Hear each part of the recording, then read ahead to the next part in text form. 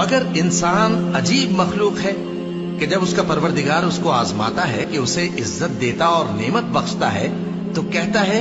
कि मेरे परवरदिगार ने मुझे इज्जत बख्शी, और जब दूसरी तरह आजमाता है कि उस पर रोजी तंग कर देता है तो कहता है कि मेरे परवरदिगार ने मुझे जलील किया। यूं नहीं, बल्कि तुम लोग यतीम की खातिर नहीं करते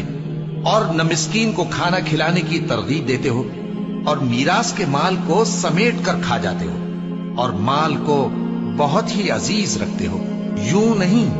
जब जमीन कूट कूट कर बराबर कर दी जाएगी और तुम्हारा परवरदिगार जलवा फरमा होगा और फरिश्ते कितार दर कितार आ जाएंगे और दोज़ख उस दिन सामने लाई जाएगी, तो इंसान उस दिन सोचेगा,